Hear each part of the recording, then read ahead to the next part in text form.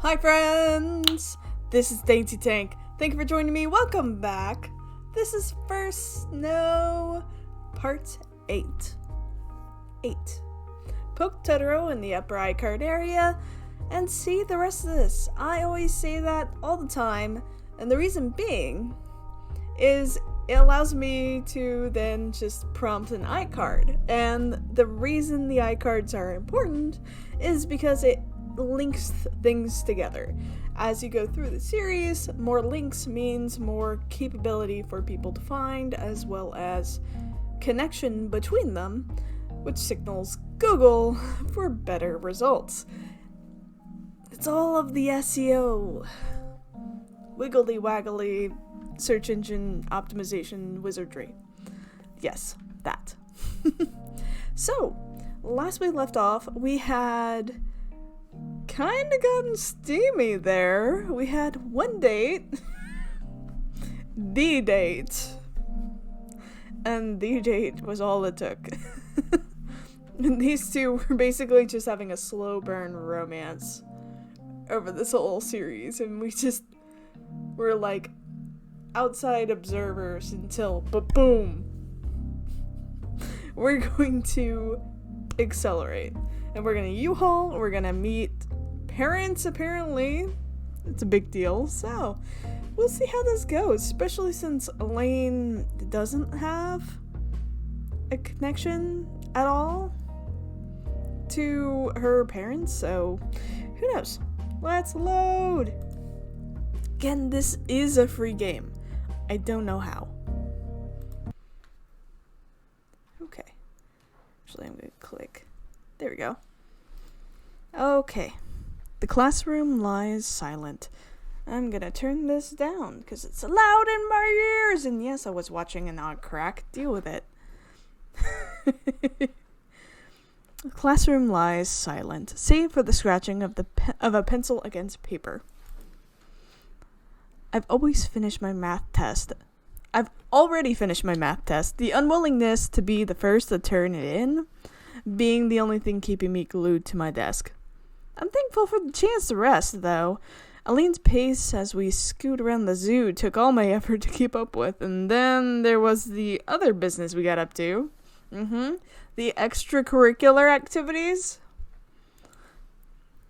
Aline, my wife said I've been pronouncing it wrong, so I'm just gonna keep going. Someone finally brings his paper to the front, other students following suit soon after.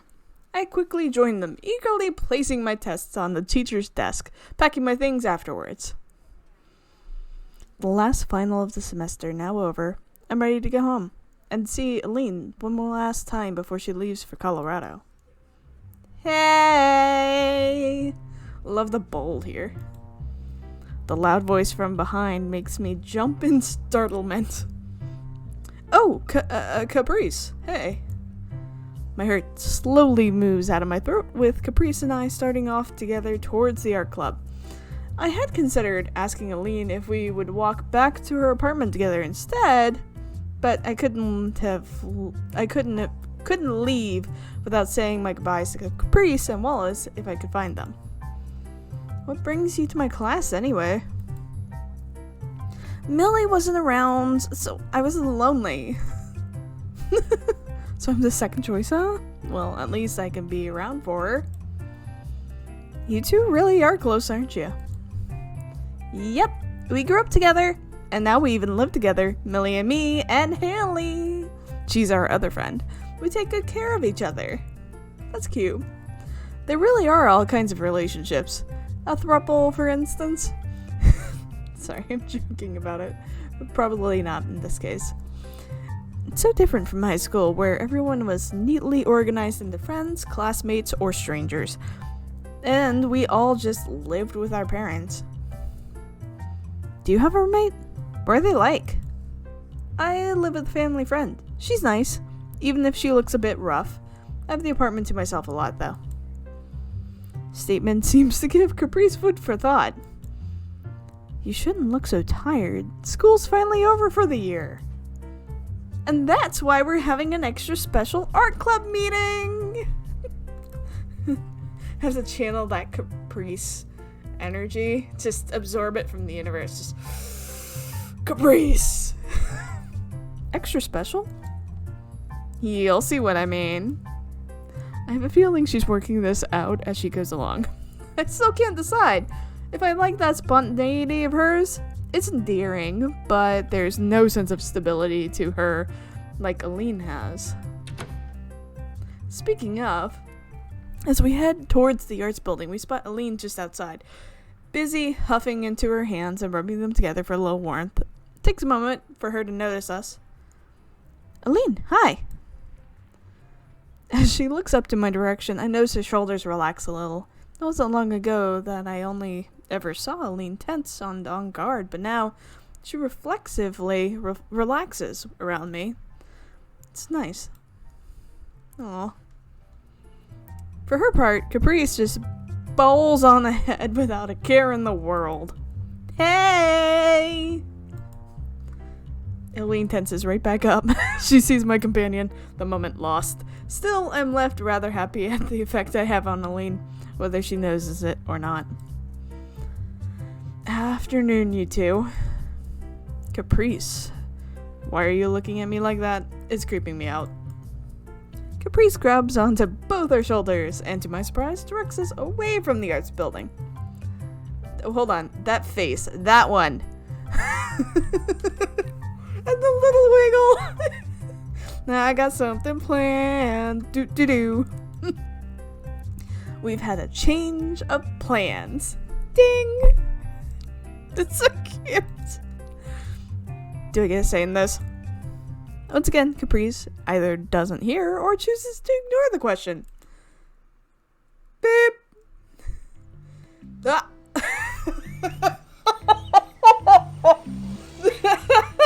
Sorry.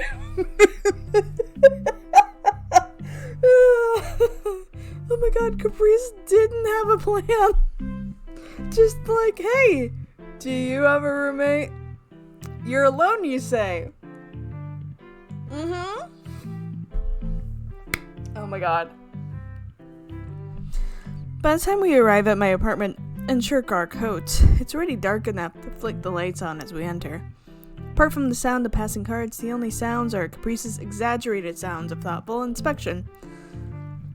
Aline raised an eyebrow as Caprice whips out her phone to take a photo of for posterity, the item disappearing into her pants pocket almost as quickly as it appeared. That's impressive with girls' pants, like, honestly. Will you just leave that thing?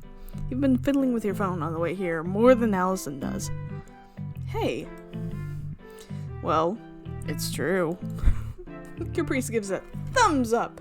That's the opposite effect, if anything. Her agreement is a little too quick, given how stubborn Caprice usually is. So, Rose isn't here then? She drifts in and out. I've given up trying to work out any schedule to it. Cool posters! They're my roommates. She's been living here longer than me, so the decorations are all hers. A knock on the door rings out. 4 light taps struck with a monotone's timing. Come in! Door's unlocked! You don't live here! You don't live here!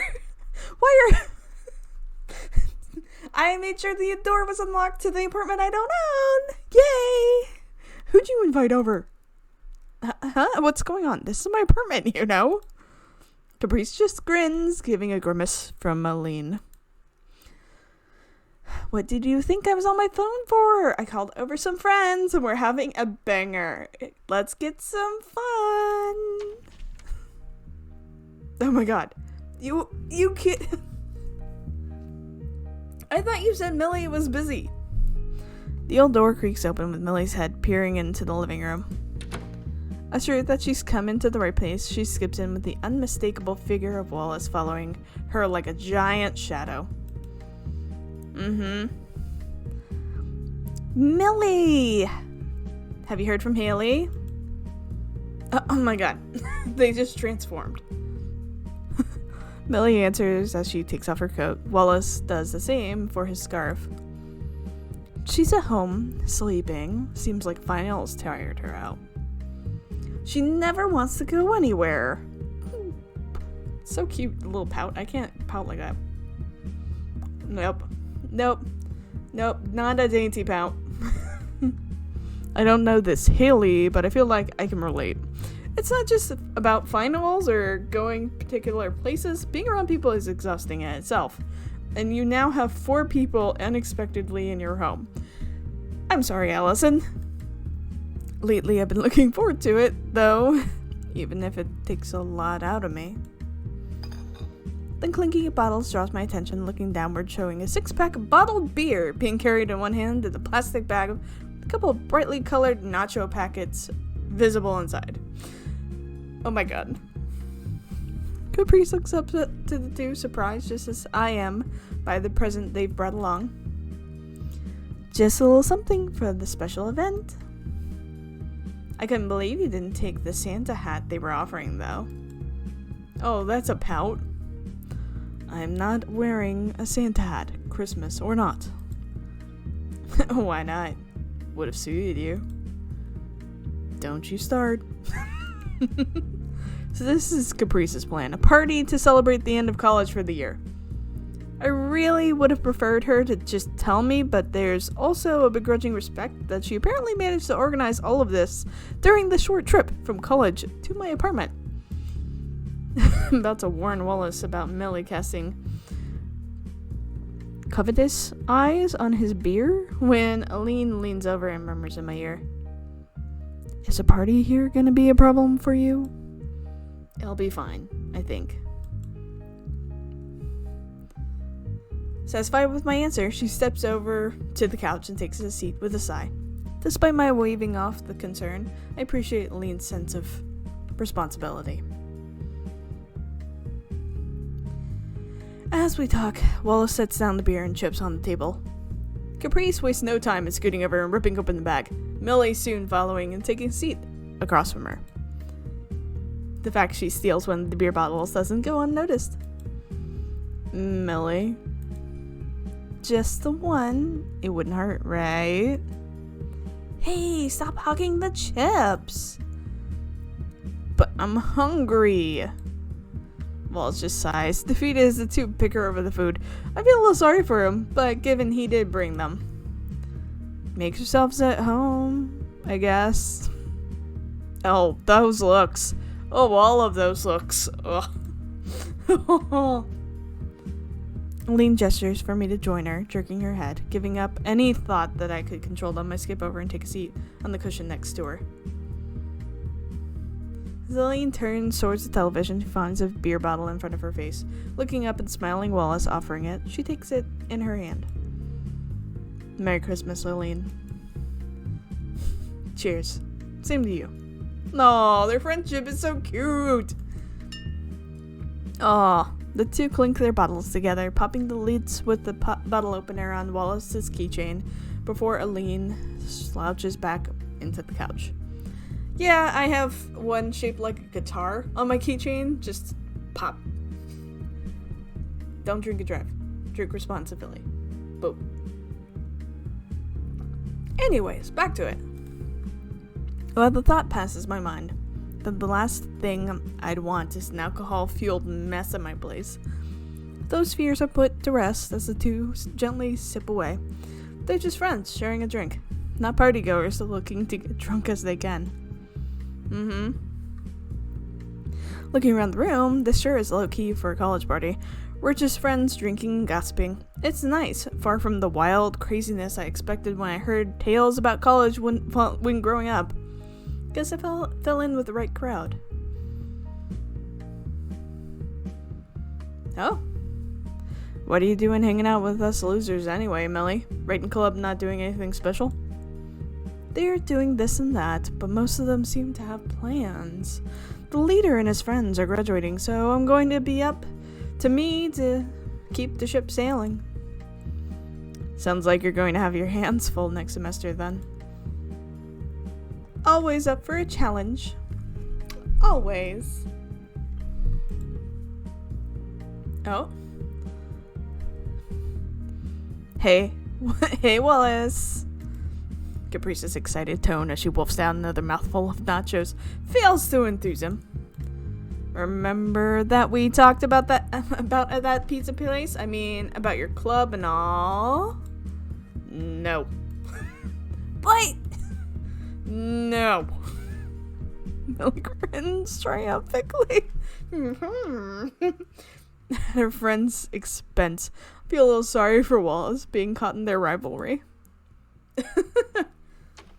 I'm the only one who notices the creak of the door. My attention wholly focused on it as I wonder who's arrived. Part of me worries that Caprice organized for more people to come. The girl now bickering with Millie. Oh, here comes Rose. As the leather-clad woman steps in, everybody in the room suddenly drops into a dead silence as they stare back at her. The woman just being just as dumbstruck. Sup? Struggle to stifle a chuckle, never having seen Rose act so awkwardly before. Everyone, this is my roommate Rose. Rose, these are my friends from college. The clarification has the intended effect, everyone relaxing as soon as the words are said. Sure is a wild party you got going on here. Oh, actually, I'm left wondering what she's doing as she clicks her fingers and dives back for my coat. After a few minutes fishing about, she manages to pluck out my phone. After handing it to me to enter the unlock code, Rose stands back in the corner of the room and holds it up in both hands. Just gotta take a quick photo for the folks. Smile, guys. Oh, that's so cute. Caprice and Millie need no further prompting, leaning towards each other as Caprice flashes a V and gives a toothy grin. Totally bi. Right? Oh, that's cute. I simply lean towards Aline as she does the same. As we do, I idly note that this will be our first photo together. Yeah, and it's cute.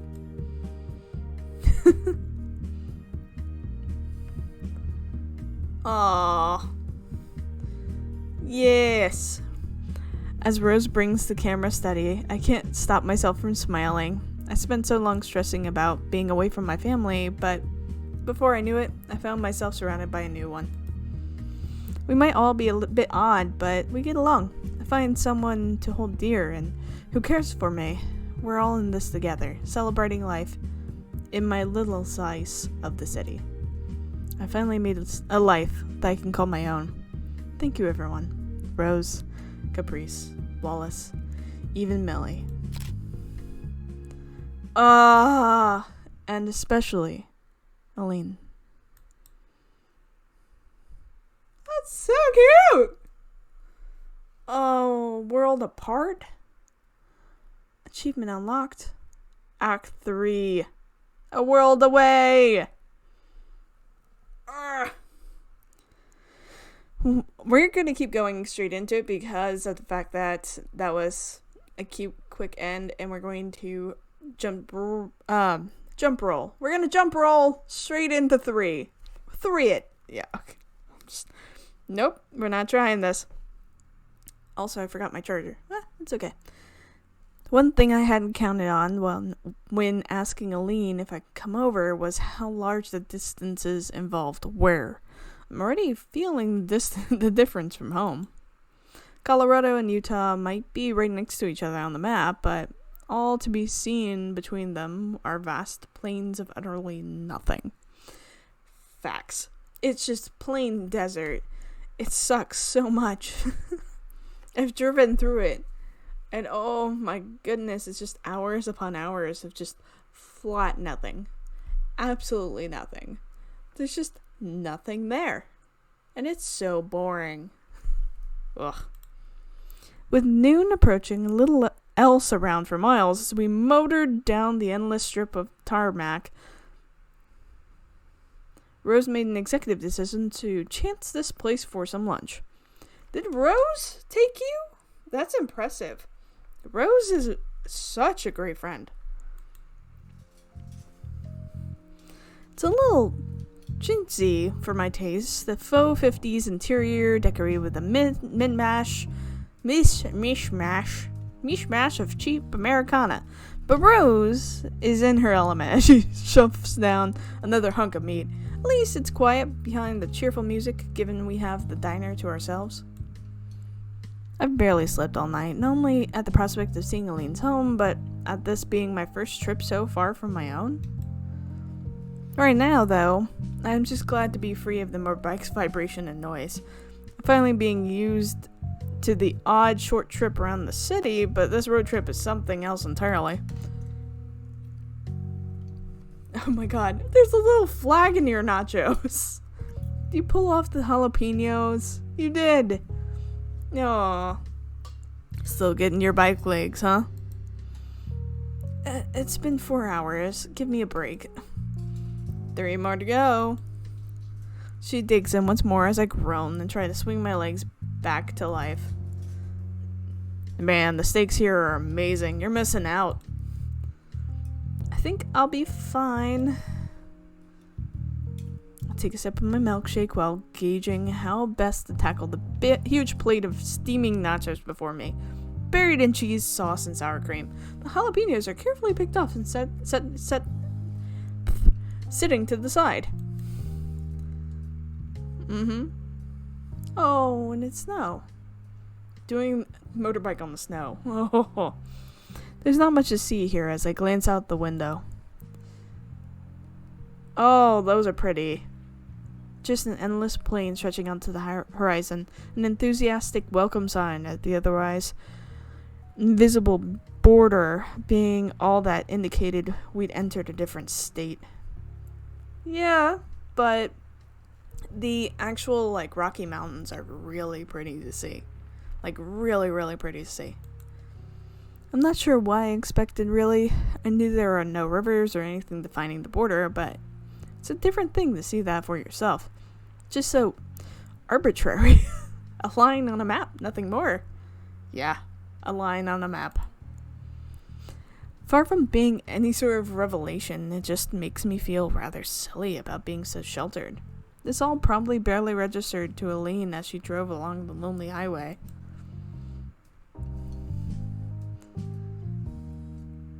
Aw, the smile.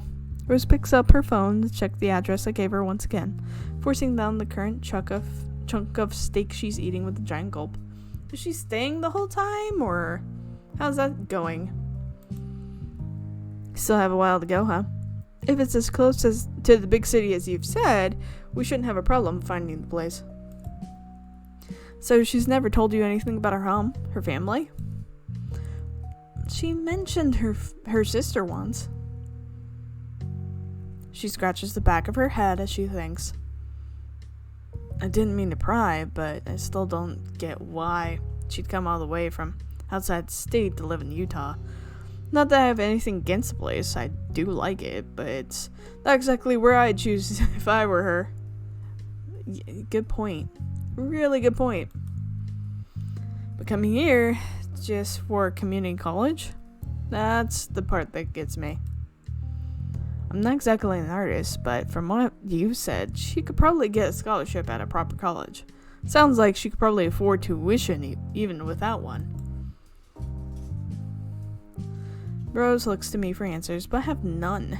When she puts it that way, there are vast stretches of Aline's past that are total blank spots for me.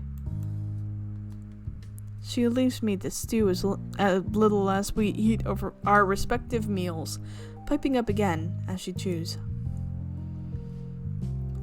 Remember when you asked me about my family a few weeks ago and I blew you off? I feel like I should probably explain that. Ooh, backstory! Yes! Not to get too deep into things, I ended up cutting ties with my mom and pop. Given what my family was like, I wanted to have a clean break from them. Oh, I'm sorry for bringing that up.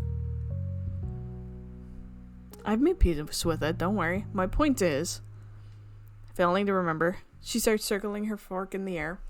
My point, or maybe 4 of them. Well, sorry, 3. The point of all of this was... Right, Aline.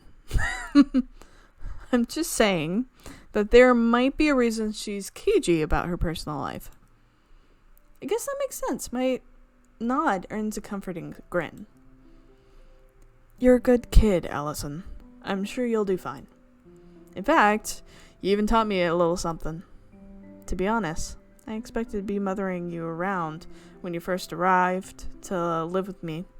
That you were some kid I already knew everything about, who I'd be left teaching adult life to. Yeah, I was kind of wrong there. But you've helped me so much. I couldn't have managed without you around.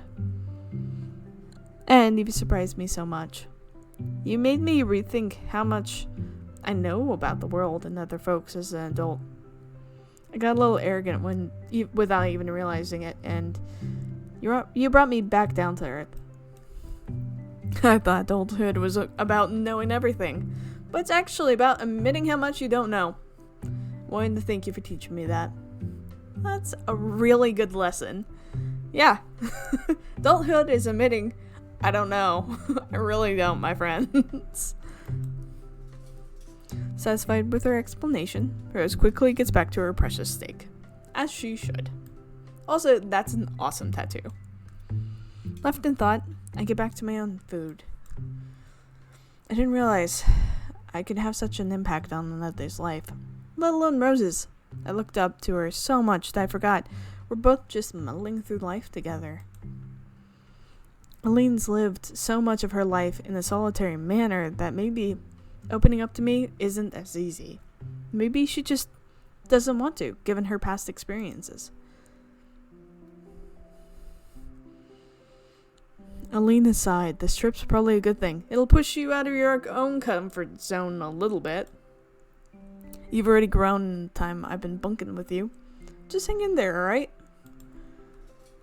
Thanks. I will. Atta girl. Sharing a smile, we get back to our food. Of all the people I might have ended up with as a roommate, someone like Rose was among the last I expected. Maybe she's just the sort of person who is best for me. That's true, but isn't she a family friend? If she cut out all of her connection to her family, how does your family know her? I want to know backstory. I want more.